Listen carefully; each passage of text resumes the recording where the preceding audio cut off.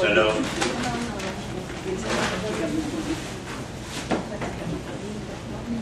On va voir ensemble dans cette journée et vous permettre de rentrer dans l'étude tanachique à travers un Tehillim qui traite, vous allez le voir, du sujet pour lequel nous sommes réunis cette journée.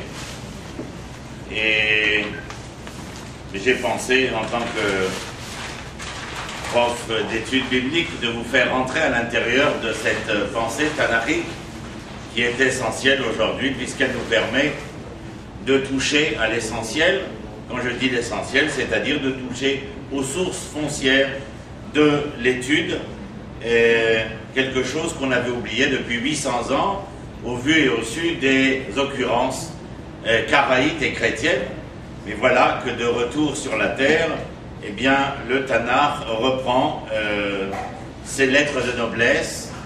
Et aujourd'hui, avec le programme qui a été lancé par le Rav Binyamin Lau, qu'on appelle 929, vous pouvez rentrer sur Internet, nous en sommes à la semaine où je vous parle, c'est-à-dire dans ce début de semaine, il y a plus de 450 000 Israéliens qui au quotidien étudient le Tanakh, à l'intérieur des entreprises, des universités, les facultés, et qui touche bien entendu un monde qui n'est pas particulièrement dati, ni même torani. Et dans ce cadre-là, c'est véritablement une révolution. Donc voilà, je vais vous introduire à un Tehillim. Il est évident qu'après ce cours, vous aborderez le Tehillim d'une autre manière, d'une autre vision, et surtout sortirez des carcans dans lesquels une forme pieuse de la lecture Tehillim, psaume, ne sera plus psalmodié, mais sera véritablement lu en hébreu. Likro veut dire non seulement lire, mais likro, ça veut dire aussi être appelé, interpellé. Or, la lecture n'est lecture que parce qu'elle interpelle l'individu. Si jamais il vous arrivait par un hasard malheureux de ne lire sans être interpellé, il vaut mieux fermer l'ouvrage. Les choses sont claires à ce moment-là. Donc on va le lire ensemble. Je vous ai préparé ce qu'on appelle dans le monde israélien des maré mekomot, c'est-à-dire que vous allez suivre le cours sur le texte qui est devant vous, et je vous entraîne à la rencontre des lettres qui sont des notes, des mots qui sont des temps, et des phrases qui sont des mesures, le texte en lui-même devenant ainsi, par la note, le temps et la mesure, une véritable symphonie, celle que vous voudrez. En général, je présente Berlioz. L'amnatsear libne korach mizmor. L'amenatsear, c'est non seulement celui qui dirige le concerto, puisqu'on était dans le verbe musical, nous y restons. L'amnatsear libne korach mizmor, le lamnatsear, à chaque fois qu'il ouvre un Tehillim, vient nous présenter non seulement le conducteur, sachez qu'en anglais, il n'y a pas chef d'orchestre, mais le conducteur, c'est-à-dire celui qui est capable de rameuter le pluriel des instruments pour nous permettre d'entendre une symphonie singulière. De la même manière que votre existence à l'instant présent, vous êtes fabriqué d'un ensemble d'organes et d'éléments physiologiques qui font que sans même vous rendre compte, j'ai une personne face à moi. Mais je ne vais pas vous décrire maintenant la glycogénèse au niveau du foie, les rapports pancréas-vésicule biliaire, etc. Ça serait fortuit. Il est beaucoup plus important de comprendre que l'ensemble des caractéristiques qui composent la pluralité de mon être s'expriment dans la personne chez Annie. Vous comprenez?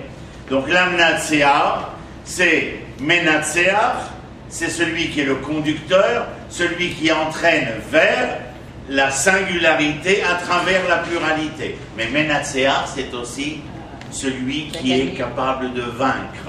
Et dans la victoire, vous entendez l'occurrence grammaticale netzach, qui veut dire l'éternité. Il y a de victoire dans l'existence que si cette victoire est capable de se révéler victorieuse à travers l'éternité du temps. Ce qui est clair, c'est que Am Israël, non point par hasard, s'appelle Am HaNetzach. Selon Shmuel, chapitre 2, Netzar Israël, lo yeshaker velo yenachem. L'éternité d'Israël ne se démentira point. Preuve en est, exemple de nos célèbres philosophes, Frédéric Nietzsche, dans Au-delà du bien et mal, est absolument étonné de voir les empires s'élever et s'effondrer, et le peuple d'Israël poursuivi, vilipendé, violé, meurtri, à travers drame et tragédie, être toujours présent. Voilà. Là, vous avez... vous comprenez que quand on a dit l'Amnatséar, vous avez lu, mais si vous n'êtes pas interpellé, l'Amnatséar libné Korah Mizmor. Les enfants de Korah, la descendance de Korah a existé. Bien entendu, je ne rentre pas, ce n'est pas notre sujet, mais sachez que la descendance de Korah, d'ailleurs Korah est à l'origine de qui dans cette descendance? Nahon, de Shmuel. Nahon. Et cela est intéressant. Mais je continue, vous me suivez, on y va et on rentre à l'intérieur de la symphonie. C'est toujours plus merveilleux. La majorité de mes étudiants sont des étudiantes, parce que, comme avait dit Aragon, la femme est l'avenir de l'homme, et moi je dis, je paraphrase à M. Aragon en disant que la femme est le devenir de l'homme, étant donné que l'avenir serait l'épithète du verbe avoir, alors que le devenir serait l'épithète du verbe être. Et je considère que nous aspirons à devenir en étant et pas à devenir en ayant. Voilà, vous m'avez compris. Habituez-vous à mon langage, rien n'est aisé, tout s'acquiert difficilement. Mais tous les mots que j'emploie sont dans le dictionnaire Larousse ou Petit Robert. Et vous ne pouvez pas m'incriminer que certains ne connaissent pas les mots du dictionnaire. Je ne suis pas responsable. Mais sachez qu'en hébreu, nous parlons de la même manière, pour une seule raison, c'est que les princes d'Israël et les princesses d'Israël ont une manière de s'exprimer que les manants et la plèbe ne connaissent pas. C'est bien clair. Donc si on me dit que Bnei Israël, Bnei Melachim aiment, dans la Masechet de Shabbat, les enfants d'Israël sont les enfants de rois.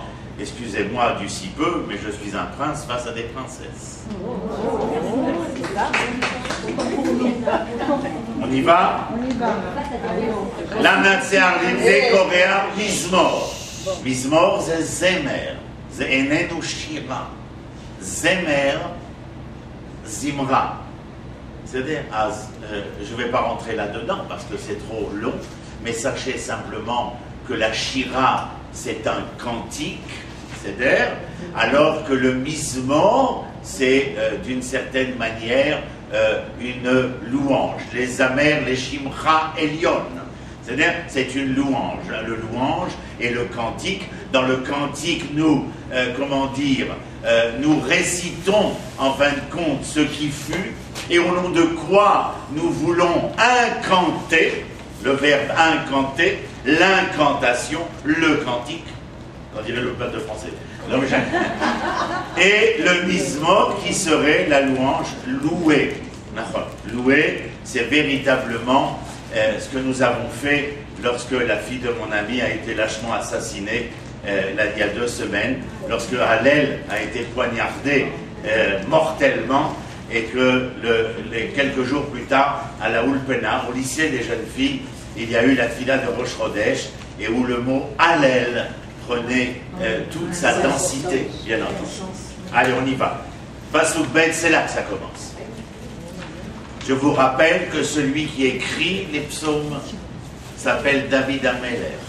Pour la plupart d'entre eux, pas tous. La plupart d'entre eux sont écrits par David, qui va psalmodier à la suite de la Torah, c'est-à-dire de la remise en question de Nathan, un Navi, Nathan, son prophète, qui vient le remettre en question par rapport à l'erreur fatale d'un amour mal conjugué avec Bath-Sheba.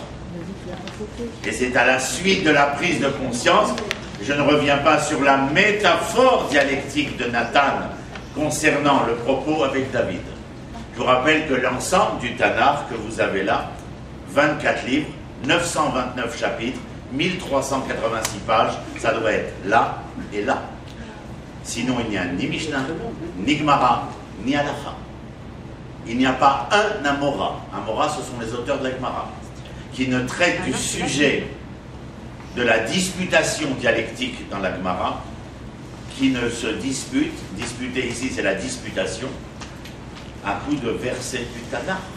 Et je suis toujours ébahi par l'insuffisance des Talmidei Yeshivot à vouloir étudier la Gemara quand ils ne connaissent pas les 929 chapitres du Tanakh. Je trouve que c'est une outrecuidance vis-à-vis de l'Éternel. Heureusement que je ne suis pas l'Éternel. Ratzita Adonai Artsecha, Shavta Shvit Yaakov. Vous me suivez? Nasata Avon Amecha, Kisita Kol Chatatam Sela. Voilà, deux petits versets, et je vous donne l'intonation également. Ratzita Adonai Artsecha. Qu'est-ce que ça veut dire Ratzita Adonai Artsecha? Si tu veux maintenant ta terre de nouveau, c'est bien parce que il y eut un moment où tu ne désiras plus cette terre-là. Ratzita Adonai Artsecha. Adonai, pas Elohim. Adonai Yudke Vavke, c'est Rachamim, la miséricorde. Mais Adonai, c'est l'émanation, ce qui émane de l'éternel créateur dans l'immanence de notre vécu, de notre existence. Elohim, le Dieu qui émane, le créateur qui émane du Dieu premier et lui créateur des lois immuables de la création. Ce sont des règles. Vous n'avez pas les règles, vous ne rentrez pas dans le texte. Vous pouvez aller à la synagogue, entre guillemets, je mets ce mot-là, écoutez Paracha ou Haftara, comme on disait ma grand-mère dans son expression française, vous rentrez une main devant, une main derrière, vous ressentez la même chose. Vous n'avez pas les clés. J'enseigne à mes centaines d'étudiants les clés pour rentrer à l'intérieur du texte. J'essaye de vous en donner quelques-unes et vous verrez que votre vie va complètement changer du seul fait, regardez avec les Natseach, entre la victoire, l'éternité et le maître conducteur de la symphonie. C'est énorme. Ne serait-ce que sur ce mot, nous pouvons nous asseoir et comme à la belle époque des temps scolaires, faire une dissertation sur le sujet qui serait merveilleuse. Ratzita Adonai Artsecha. Et donc ici, celui qui veut de nouveau sa terre ne peut être que celui qui est miséricordieux. Pour vouloir pardonner, pour vouloir retrouver ce qui fut mis à l'écart, il faut un sentiment, une affection. Et ce sentiment affectif s'appelle Rachamim, miséricorde, Adonai. Et vous comprenez pourquoi le monde ne pouvait être créé simplement d'après le Rachamim, avec l'amour seul, comme Abraham. Regardez le parallèle. Et il fallait qu'il y ait Bereshit bara Elohim, c'est-à-dire la rigueur, Yitzhak. Mais ni d'Abraham, ni d'Yitzhak, ni de Elohim, ni d'Adonai, le monde sera ni d'Abraham, ni d'Yitzhak. De qui viendra-t-il? Emet titen Yaakov. Lo mi chesed, lo mi din, lo mi chesed, lo mi gvura. Et là, mi tiferet. Emet c'est tiferet. Tiferet, regardez les lettres à l'intérieur, refoua. Lorsque vous êtes capable de faire se conjuguer l'amour et la rigueur, c'est que vous êtes le plus tendre de ces médecins, capable de relier ce qui serait dans un langage plus chimique, l'acide et la base, pour faire qu'en ce moment, si je vous examinais, je serais à même de vouloir découvrir ce qu'on appelle l'équilibre acido-basique entre l'amour et la rigueur, entre Abraham et Yitzhak, entre Elohim et Adonai. Et il faut, non pas l'un ou l'autre, mais il faut les deux. C'est la raison pour laquelle le couple s'appellera Ish Veisha. Je ne développe pas plus parce que ça nous entraînerait dans l'actualité. Ratzita Adonai Abtsecha, Shavta Shvit Yaakov. Mazé Shavta, tu as ramené. Mazé Shvit Yaakov, tu as ramené ceux qui, Shvit, c'est la même racine que Shavta. Tu as ramené ceux qui avaient besoin d'être ramenés chez Yaakov. Yaakov, c'est bien entendu une utilisation littéraire du terme Israël. N'oubliez pas que nous avons des auteurs qui écrivent, des prophètes, des hagiographes. Moshe est un auteur. Regardez la dictée de l'Éternel, Bereshit Shemot Vayikra Bamidbar, et regardez le verbe dicté par Moshe lui-même au scribe dans le livre de Dvarim, qui n'est pas dicté par l'Éternel, mais écrit par Moshe. Raison pour laquelle il s'appelle Mishneh Torah, seconde Torah, puisqu'elle n'est pas dictée par Dieu, mais dictée par Moshe et verbalisée par le scribe. Tout cela, vous devez le savoir par cœur, sinon... Vous savez, c'est comme avec le... Pourquoi le GPS marche tellement bien, fonctionne tellement bien? C'est qu'il nous indique le chemin à suivre pour arriver vers là où nous aspirons parvenir. Donc vous comprenez qu'il est essentiel de connaître ses routes, ses chemins, ses points cardinaux, etc. etc. Mazé Shavta Shvit, la racine c'est Shuv. Shuv est absolument important à savoir. Pourquoi? Parce que Shin Vav Bet est la racine de 3 termes. Ce qu'on appelle en français, excusez-moi du peu, la polysémie, c'est-à-dire pluriel des, comment on va dire ça, des traductions, des entendements. Shuv veut dire la réponse, le retour, le repentir. Vous voulez en hébreu? Tshuva, la Shuv, Teshuva. Quand vous allez entendre le mot Teshuva, si vous le traduisez par repentir, vous vous trompez complètement. Pourquoi? Parce que tout terme, ce sont des règles, tout terme qui est polysémique ne trouvera sa définition qu'à travers l'ensemble relatif de toutes ces occurrences. Pour comprendre la racine chou, il faut que vous soyez capable de trouver le lien inexorable entre la réponse, le retour, le repentir. Alors, Mazé Aseret Metchouva, l'homme s'interroge. Il s'accorde des réponses. Ces réponses lui permettent, parce qu'elles sont ses réponses, de trouver son chemin. Et lorsqu'à travers ces réponses, il trouve son chemin, le voilà capable de se remettre en question, de se repentir. C'est-à-dire de trouver la nouvelle voie. Vous voyez, Teshuva, ce n'est pas simplement le truc de la curie à la Don Camillo. C'est quelque chose de beaucoup plus probant, de beaucoup plus intelligent, de beaucoup plus réfléchi, de beaucoup plus pensé que la simple contrition.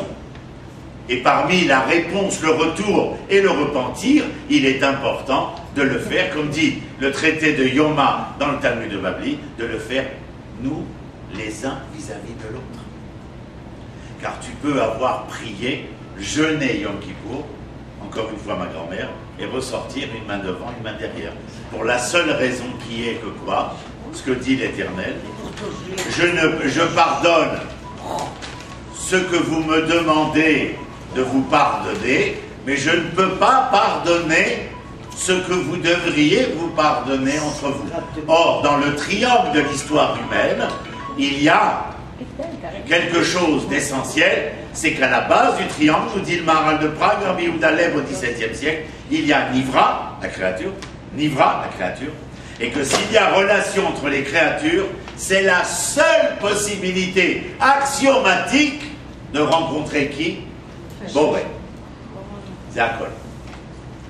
Ne pensez jamais, mais au grand jamais, et vous verrez, enfin, j'espère qu'on aura le temps de voir quelques phrases que j'ai tirées de mon livre, que je vous ai inscrites sur la feuille, mais vous la garderez, la feuille, qu'il est possible de rencontrer l'Éternel de manière individualiste.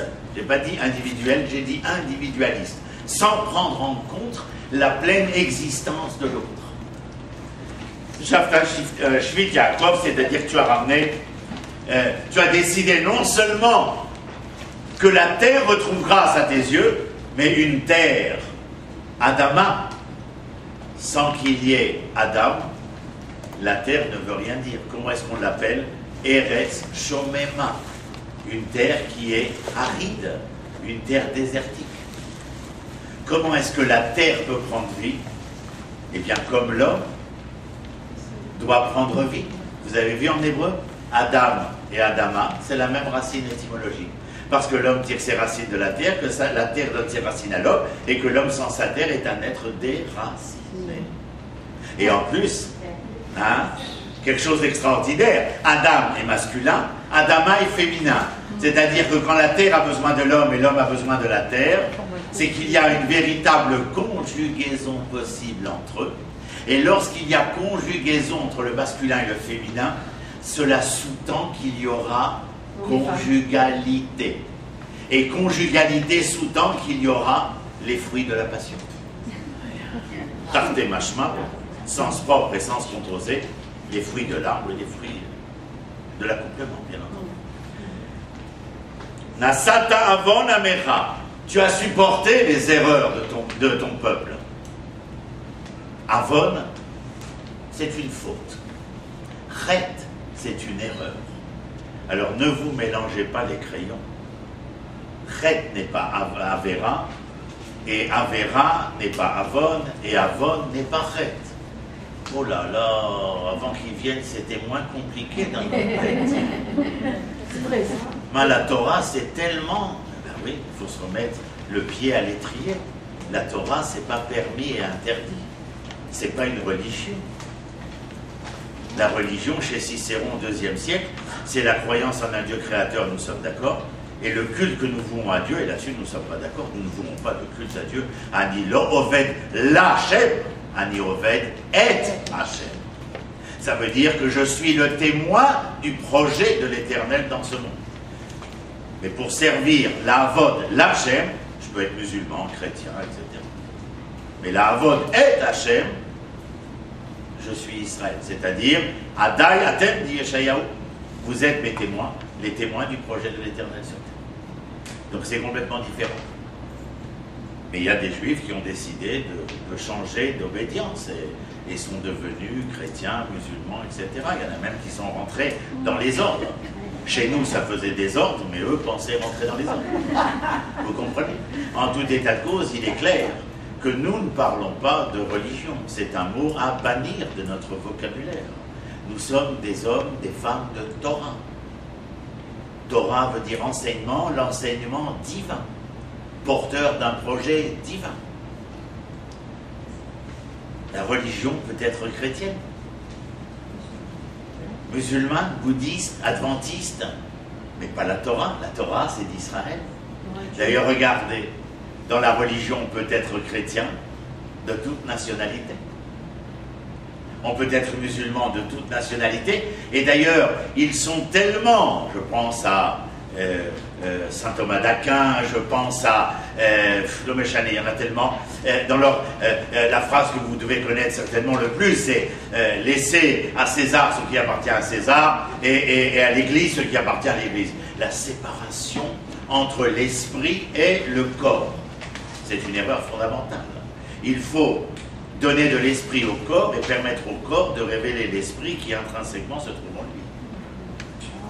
La table ici pourrait être une simple table, mais la shulchan est capable d'être sanctifiée. Mais si je la sanctifie, je lui permets de révéler au bois la sainteté, la sacralité qui était en lui. La même chose pour l'être humain, Totodaba. Vous voyez que nous rentrons dans une dimension complètement autre. Nos étudiants, Yoël que vous avez vu tout à l'heure, et moi-même, puisque nous étudions ensemble, nous demandent toujours au début de l'année, vous êtes de quelle obédience? Alors nous répondons toujours, nous ne sommes pas religieux, que Dieu nous préserve. Alors les élèves, ils sont là en train de regarder, et oui, qu'est-ce que c'est quoi alors, le machin? Ben, nous sommes des hommes de Torah. Alors, il va falloir apprendre pendant un an qu'est-ce que c'est. Et c'est ce que nous enseignons. Nasata avon amecha, tu as supporté la faute de ton peuple. Alors, chet, c'est les artis. J'ai un arc, une flèche, une matara, pouf, je tire, j'ai raté là. La chet, l'arto, les artis. C'est avoir un objectif et rater l'objectif. Avera, mais ever, c'est être, les Français, comment ils disent dans Plus belle la vie, t'y à côté de tes pompes. J'écoute La plus belle la vie parce que pour mes élèves c'est important. Des fois il faut leur montrer qu'au-delà du message philosophique on les entend parler. Voilà, par exemple des fois il me dit je suis vénère. J'avais pas compris, apparemment ils étaient énervés. Mais bon, c'est pas grave. Mais en vrai, grandeur et décadence de la littérature, vous pensez bien. Et donc Avera c'est être de l'autre côté. Donc aucune chance d'arriver au but. Chet, c'est vraiment être face au but, mais échouer, rater le but qui m'est donné.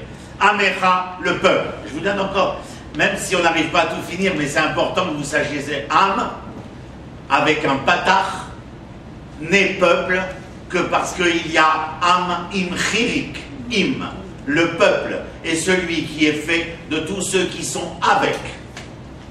Vous entendez ce que je dis? Am zemiche im. C'est-à-dire, quand je vais avec ma femme Nina, Ani lo oler ita, je ne vais pas avec elle côte à côte. Ani oler imma, c'est-à-dire main dans la main. C'est-à-dire l'intimité. Im, c'est une intimité. Quelle est l'intimité de peuple? Je vais dans le droit international, sciences politiques. Le peuple est un groupe humain lié par une langue, une histoire, une culture et une terre. Très bien, mais alors... que vais-je faire avec la langue, l'histoire, la culture et la terre? Ah, mais pour ça, tu vas devenir Oumma. C'est Oumma, en arabe et en hébreu. Oumma, tu vas devenir la nation. D'accord? Et Asecha le goy gadol. Je ferai de toi une grande nation. Mazé nation, Oumma. D'abord, elle est féminine. Donc, dans mes écrits, mes livres, vous verrez que je n'utilise jamais la terminologie de patrie. Mais moi, je dirais à nos enfants de la matrie. Et de certaine manière, ce mot existe déjà chez Platon dans la philosophie grecque. Mais la matrie est féminine. Pourquoi? Eh bien, elle est féminine parce que la nation est à même d'engendrer, de générer, d'enfanter. Qu'est-ce qu'elle va enfanter? Elle va donner un sens, le sens qu'on donne au couple. Eh bien là, elle va donner un sens à la langue, à l'histoire, à la culture et à la terre. Mais Iouma Elohim. Am ne peut pas rester un peuple. Il a besoin d'une terre, et le peuple, dans la conjugaison de cette terre, va recevoir un sens qui le fait devenir Ouma. Et si vous voulez mon avis, c'est enregistré, mais je l'ai déjà tellement déclaré en hébreu, en français, que ce soit dans mes livres ou dans la presse, non mais Chané, tout ce livre-là, c'est vous qui êtes le fil d'Ariane. Les hommes ici ne sont que les adjuvants d'une histoire. Si ça vous intéresse un jour, je pourrais vous en dire plus. Mais ça commence avec Rava et ça se termine avec Esther en exil du premier temps. C'est-à-dire, Nasata avon amecha, kisita kol chatatam sela, mazel echasot. Tu as recouvert leur faute, Nabron. Chatatam ici, vous voyez, il y a avon.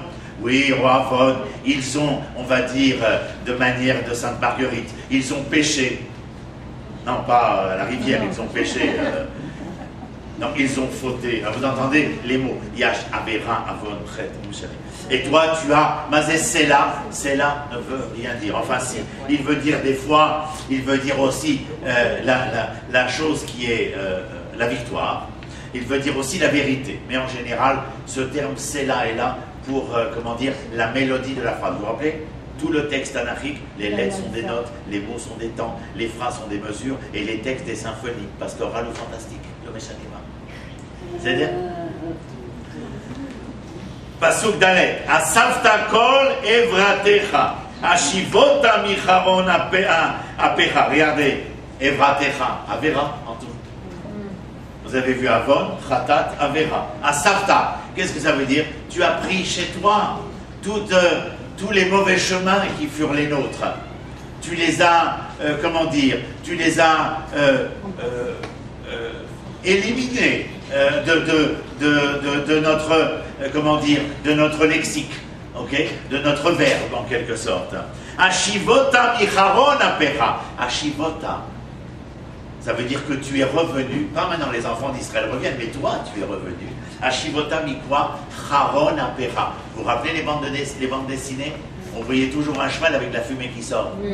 Charon apo, c'est la colère de son nez. Mais la charon apo, c'est la fumée de son nez. Mais ça exprime quoi? La colère. La colère divine ici.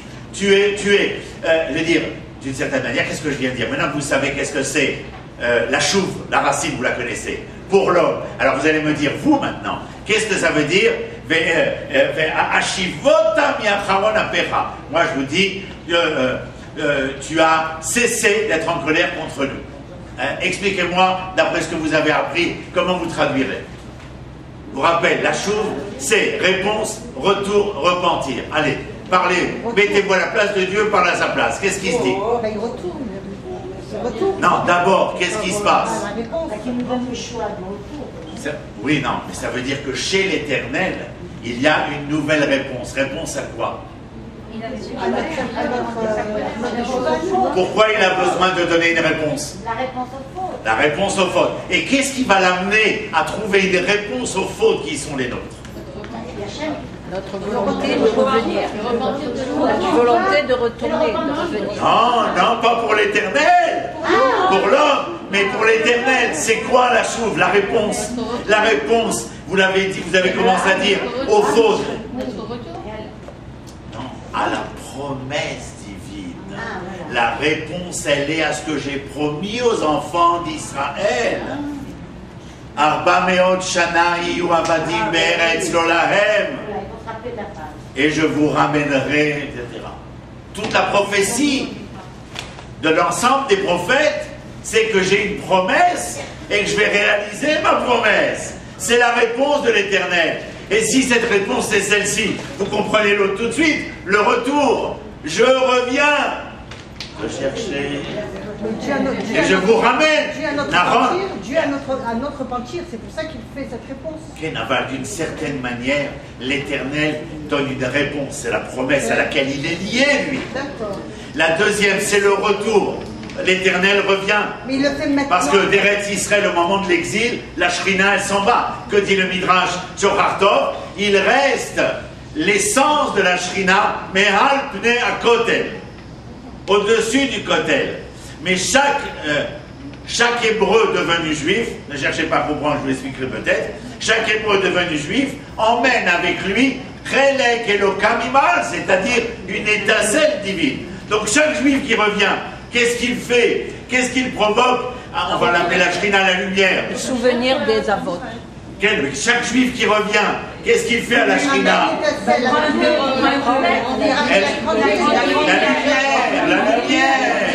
La luminosité qui redevient de plus en plus lumineuse. Oui. Donc vous comprenez qu'il y a, regardez, avec votre appréciation de la racine étymologique de chouv, vous êtes capable de comprendre ce que l'Éternel est en train de se dire à lui-même. Iftarti lahem, je leur ai promis. Iftarti lahem, la chouv. C'est grâce à notre tour. Nahon. Et je ne peux pas rester à jamais celui, non, je ne peux pas rester à jamais celui qui ne pardonnera jamais. Vous comprenez? Imaginez, David Améler, et vous avez là quoi? Des mots, des lettres, des petites phrases. Regardez, ça fait déjà combien? Ça fait une demi-heure qu'on est dessus. On a fait 4 versets. Shuvenu Elohim Ish'enu. Ça, c'est les enfants d'Israël qui parlent. David, il écrit non plus au nom des enfants d'Israël qui s'adressent, que Dieu s'adresse à lui-même, que les enfants d'Israël s'adressent à eux-mêmes, mais les enfants d'Israël s'adressent à Dieu. Shuvenu Elohim Ish'enu. Ramène-nous, toi le Dieu de la délivrance. Yesha. Léoshia, c'est la délivrance. Chouven, donne-nous ta réponse. Ramène-nous. Permets-nous de nous repentir. D'accord? Et transforme la force.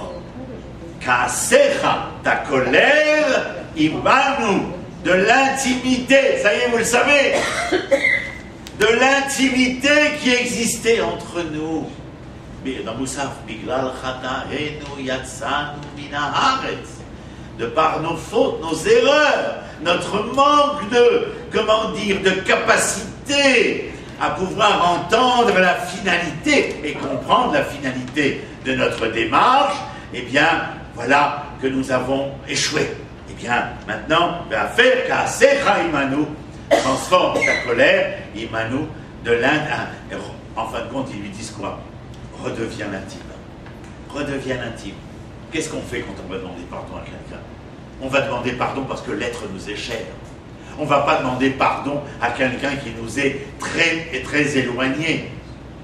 Si on parlait maintenant des Japonais, à moins d'être à Tokyo et d'être interviewé sur l'onde de France Ping Pong, je sais pas, moi, Radio Ping Pong, je demanderai pardon aux Japonais. Mais d'abord, vous le comprenez, que c'est d'abord dans les premiers cercles que cela se situe. Le cercle personnel, le cercle familial, le cercle professionnel, le cercle social, environnemental, tout cela est important, bien entendu. Verset Vav. Regardez le Hé qui ouvre le verbe ici. Haleolam tenav banu. Point d'interrogation. Comment je sais qu'il y a un point d'interrogation? Le Hé. Ha tenav. Haleolam. Quoi? À jamais? Ah, tenav. Haleolam. Quoi? À jamais? Question. Tenav banu. L'in-off. C'est être en colère contre nous, c'est une autre manière. Hein? Timshor apecha ledor vador. Tu préserveras ta colère à jamais, les dor vador. Quoi? Serait-ce possible que le décret divin puisse être à jamais? Où serait donc ta promesse? Allo ata tashuv techayenu. Ata tashuv techayenu. Toi, tu nous donneras les signes de ton retour. Tashuv techayenu. Tu nous donneras les signes de ton retour. Et ces signes-là vont être à même d'être les prémices de la reviviscence, de la revivance de l'être. C'est-à-dire que la vie s'imprègne en moi, elle est comme à l'intérieur de l'arbre, cette sève qui monte inexorablement et qui permet à la branche de s'étendre, à la fleur de s'épanouir, au bourgeon de naître et aux fruits de s'éclore. Aloata tashuv techayenu ve'amecha ismechu ba. Et si tout ça se fait, ton peuple, Shir ha'ma'alot beshuv Adonai et shivat Zion, az yemale srog binu. Nos sages, quand ils étaient à Babel-Oued ou à Trifouille les doigts de pied, tu ne pouvais pas être heureux. Tu ne pouvais pas sourire, car tu étais loin de la conjugaison, de la conjugalité. Tu étais la victime des drames et des tragédies. Tu étais celui qui aspirait à l'espoir, au lendemain qui chanterait, à tel point que Rabbi Moshe Isserlir, le Rama, le législateur du monde ashkénaze, dira « Ne faites pas Birkat Kohanim en dehors de Shabbat et de Yom Tov. Jamais Beyom Sheni Vechamishi. Jamais le dimanche et le mercredi. Ne pas. Pourquoi? Parce qu'il est marqué la bracha des Kohanim, les Varer et Amour Israël Be'ahava. Et le Rama, il se dit à lui-même avant d'écrire, est-ce qu'il est possible que l'amour soit dans la tristesse? L'amour n'est amour que dans la joie. S'il n'y a pas de joie, il n'y a que tristesse de ne pas être dans l'intimité de la rencontre tant attendue. Il ne peut y avoir d'amour et les Kohanim n'ont pas à bénir. Et aujourd'hui, Birkat Kohanim, Az yemale srog binu. Alors notre visage s'éclaire et sourit. Il est rare de voir les prisonniers dans leur prison, comment dire, se gargariser d'un rire exubérant. Allo ata tashuv techayenu ve'amecha ismechu ba. Maintenant que vous m'avez écouté, vous êtes les ambassadrices. Et tout celui qui considérera que la lettre est une simple lettre, vous lui ferez la remarque que c'est que vraiment il est timbré. Arenu Adonai chasdecha, veishirecha titen lanu. Arenu Adonai chasdecha. Montre-nous. Quoi? Mais c'est chesed. Chesed, c'est amour avec un grand A. C'est pas la bonté, c'est pas la charité, c'est pas la probité, c'est pas l'altérité. Tout cela est à l'intérieur de l'amour avec un grand A. L'amour avec un grand A en hébreu s'appelle chesed. Et elle est, comme je vous l'expliquais tout à l'heure, face à face avec Gvura. Gvura, on peut penser que c'est, comment dire, la couardise, la force, sans peur et sans reproche, un peu comme Bayard.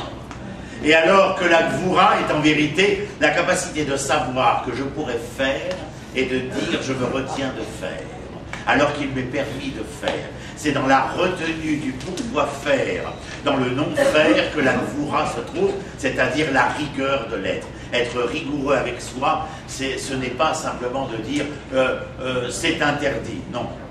C'est de pouvoir être capable d'analyser tout ce qui est permis, tout ce qui n'est pas permis, et de pouvoir se mesurer inévitablement à ce que moi je suis vis-à-vis de ce qui est permis et pas permis. Car cela sera certainement et peut-être permis pour mon voisin, mais cela ne pourrait l'être pour moi. L'exemple, la femme de mon prochain. Asmaï Akvura. Arenu Adonai chasdecha, veishirecha titen lanu. Montre-nous ton amour éternel. Veishirecha titen lanu. Et la délivrance offre-la nous. Mais vous comprenez qu'il n'y a pas de délivrance. Genre, avec Yoel, nous faisons les Shabbats célibataires. Ils sont tristes. Je n'y arriverai jamais à Rav. À quoi? Il n'y arrivera jamais. Je n'y arriverai jamais à rencontrer Juliette, à rencontrer Jules. C'est difficile. Ça exige tellement. Eh oui. Il n'y a pas, d'ailleurs, dans l'existence humaine, de possibilité de jouir des usufruits de l'existence, si ce n'est qu'à travers le labeur. Jean de La Fontaine, planté, Naronne, arrosé, le laboureur et ses enfants. Vous leur parlez, ils ne comprennent rien.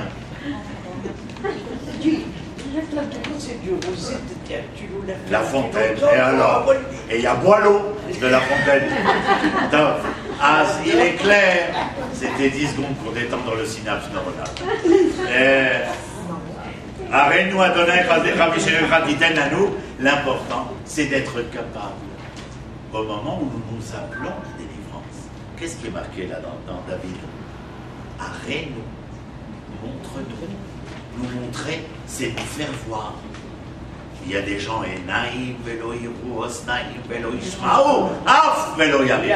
un pif et ils ne sentiront rien. Vous comprenez? Alors il faut être capable de voir. Moi, des fois, vous savez, sur la cuisse sèche, je demande à ma femme de me dire que se passe-t-il, parce que c'est elle qui conduit et moi je lis. Alors elle me dit, on est dans un embouteillage. J'ouvre la porte, je sors et je chante Ava Nagila. Et t'as tous les Israéliens qui disent Makaralecha Yamshuga. J'ai dit Anilom Shuga. Il y a 70 ans, on a voulu la solution finale. Et moi, je suis dans un embouteillage entre Tel Aviv et Jérusalem. Mata Omer Ya Hamoud. Ils sortent de la voiture, ils font Ava Nagila Ava. Vous êtes incapable de voir Maaseh Hashem Ba'olam.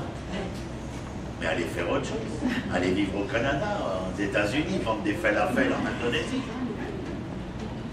L'Éternel veut des témoins. Des témoins, vous comprenez? C'est important.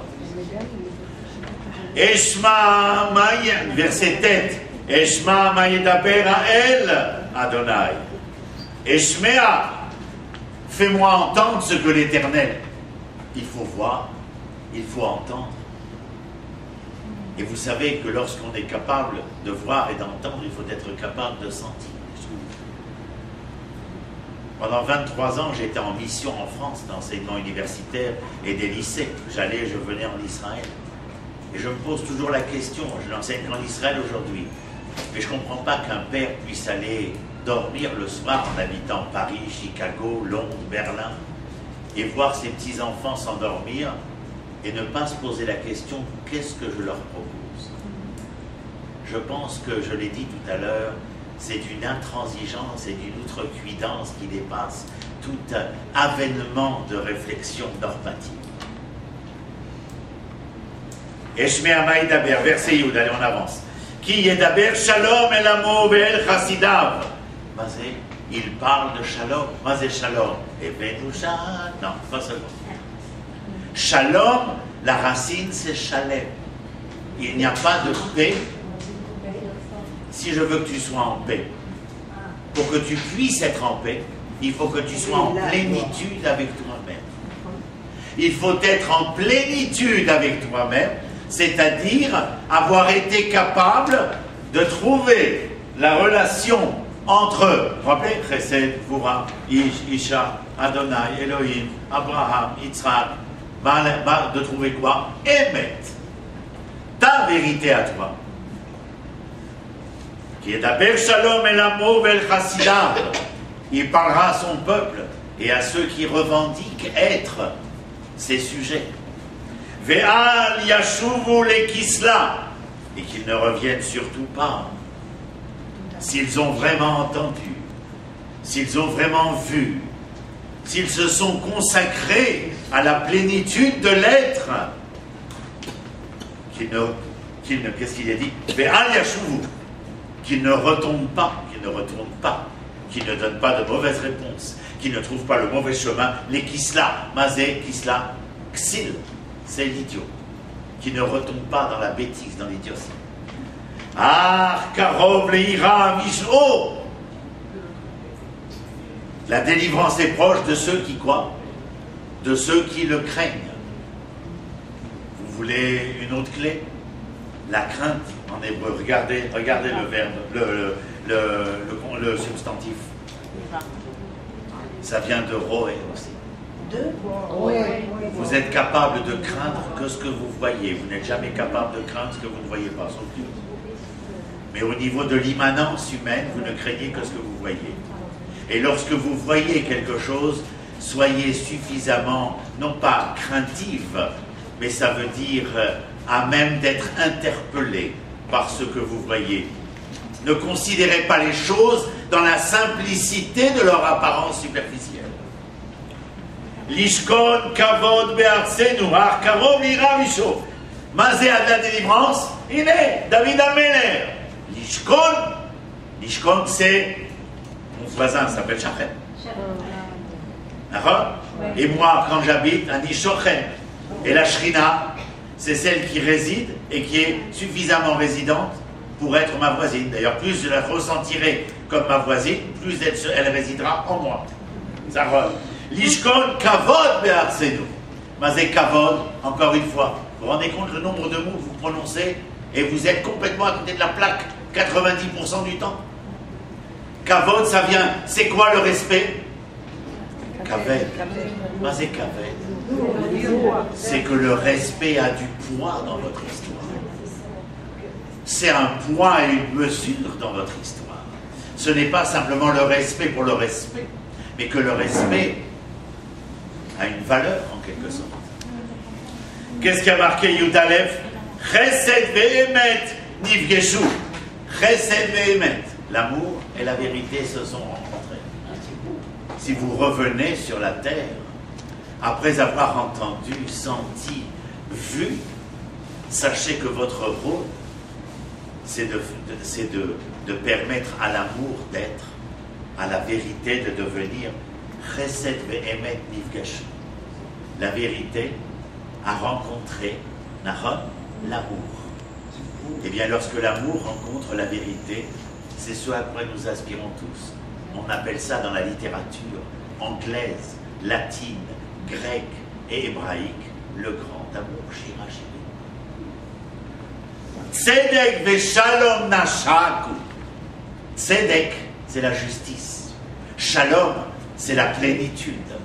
La plénitude et la justice. une justice pleine et entière. Et si plénitude, il faut qu'il y ait une plénitude juste, c'est-à-dire ne pas vous suffire, comme on dit à mes étudiantes, arrêtez le matin en vous levant de vouloir paraître, mais éliminez le pas afin de ne pouvoir qu'être. Pour quelle raison? Point. Il y a un point.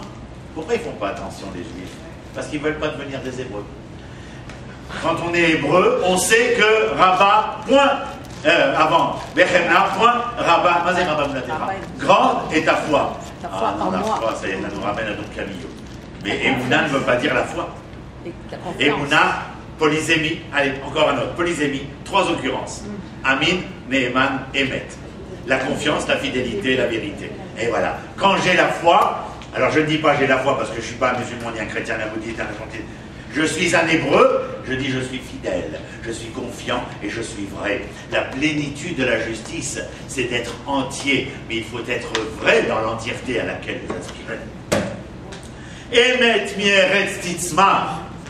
Je n'ai pas le temps de rentrer dans le détail, mais dans la Gemara de Sanhedrin, Emet, il y a toutes sortes de vérités, de valeurs qui disent à l'Éternel, non, ne crée pas l'homme, il n'y a rien à en tirer. Et chacun trouve sa réponse. La seule auquel les anges ne répondent pas, c'est Emet. Alors Dieu la jette sur terre. Afin que quoi? Emet mi'eretz titzmar, la vérité germera de la terre. C'est la vérité qui nous est donnée, à vous et à moi, sur terre, afin d'être capable de révéler la vérité de l'essence terrienne, de l'essence matérielle. Vous vous rappelez?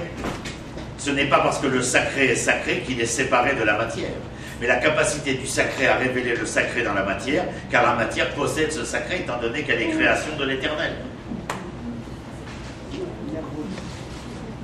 Tu as le droit, tu peux choisir lire Tintin et Milou ou bien étudier la Torah. C'est un choix dans la vie, vous comprenez? Moi, jusqu'à l'âge de 25 ans, je ne connaissais rien, je ne vous connaissais même pas, d'ailleurs. Et quand je dis vous, je parle Bichla. Nous aussi, on te connaissait. Emet mi'eretz titzmar, ve'tzedek mishamaim nishkaf. Et le tzedek, la justice, mishamaim, vas-y shamaim. Oui, mais attendez, écoutez. La justice, elle, ne peut émaner que de Mina Shamaim. Mazé Shamaim, Esh Vemaim. Abraham, Israël, l'homme, la femme, la rigueur, l'amour. C'est dans le concept conjugal de la rencontre du feu qui peut éteindre l'eau et de l'eau qui peut éteindre le feu que va naître la justice, car la justice n'est que la capacité à pouvoir faire des contraires, le singulier amour de la conjugalité, de tous les termes, de tous les temps, de tous les hommes, de tous les êtres, etc., etc. Entre guillemets, et Vetzedek Mishamaim Tishkaf, les derniers versets, Gam Adonai Tenatov.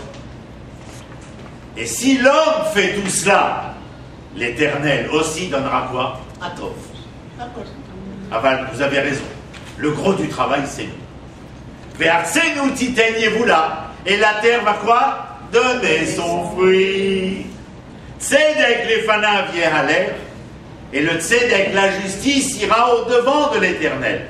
Ça vous rappelle quoi? Derech eretz kadma la Torah.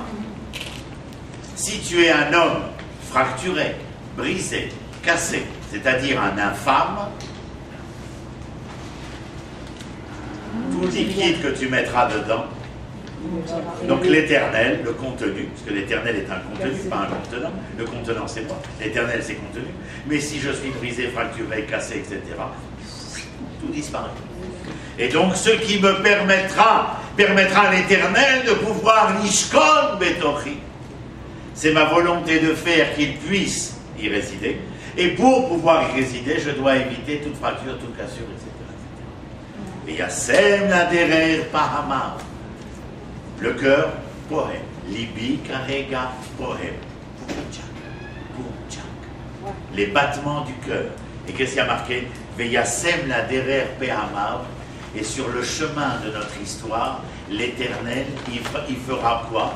Il fera battre les mouvements de l'histoire humaine. Derer en hébreu, c'est le chemin. Le chemin, vous pouvez dire Derer Tova. Vous pouvez dire Derer Tov, et vous avez raison. Si quelqu'un vous pose la question, vous direz Dixit Roni Akrish. Le chemin est masculin et féminin. Pourquoi? Je vais l'expliquer. Derer est masculin et féminin parce que le Derer n'est pas comme dans toutes les langues le moyen d'aller d'un endroit à un autre. Et qu'est-ce qu'il est en hébreu? Derer Hashem, Derer Eret, il est la finalité, le but. Et le fait qu'il est masculin et féminin, c'est parce que les moyens et le but sont ainsi réunis, comme des extrêmes. Abraham, Yitzhak, Chesed, Goura, ça. Alors c'est quoi le Derer qui est le moyen et la finalité? Je vais vous dire, sur chacun des pas qui me menaient vers le but vers lequel je me dirigeais, il y avait un tant soit peu du but vers lequel je m'en allais. Vous n'avez rien compris, je vais vous donner un exemple, parce que je connais la musique, donc je l'ai déjà préparé depuis des années. J'étais étudiant, je sortais de la fac, j'avais ma Simca 1301, j'arrivais Port d'Ivry, j'avais rendez-vous avec Dulciné qui devait sortir de la bouche du métro, pour dire beaucoup de choses. Ça se voit sur nous? Archien.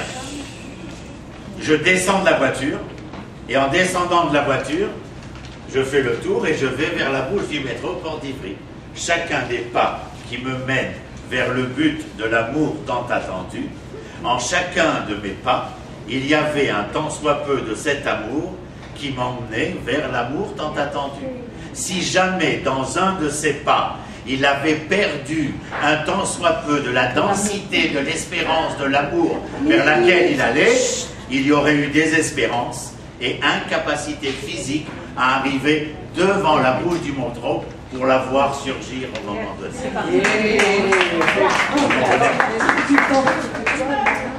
As Derer en hébreu. On a tenté d'étudier. Vous avez ma correctrice qui est là, Martine Soussi, à qui je suis redevable depuis ces dernières années, depuis mon arrêt cardiaque, de s'occuper de mes écrits, de mes ouvrages, et de corriger honorablement un français qui est difficile à comprendre. Moi, Martine, que tu ne pas qu'on me dise. Il n'a pas détesté.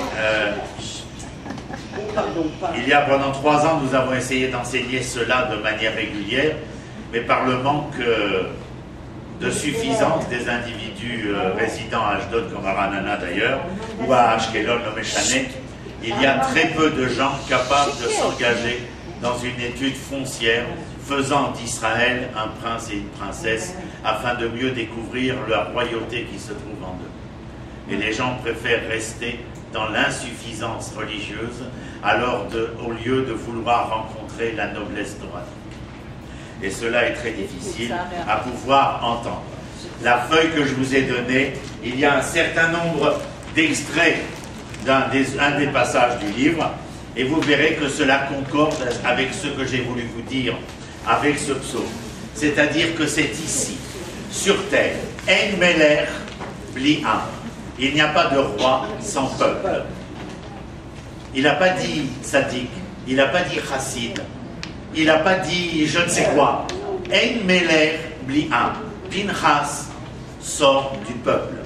Myriam, lorsqu'elle va confondre son père Amram, elle sort du peuple.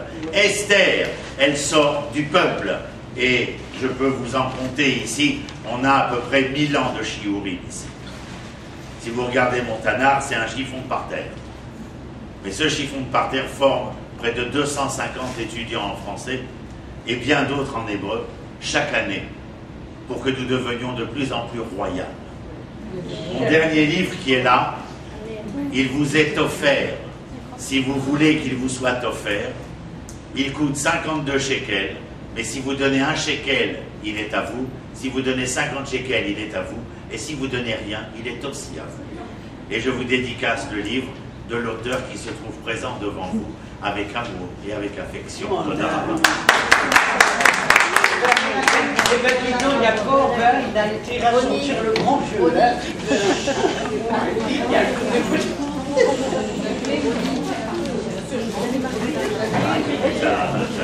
Vous l'arrêtez. C'est vite à Tu l'as dit, celui-là aussi, un livre.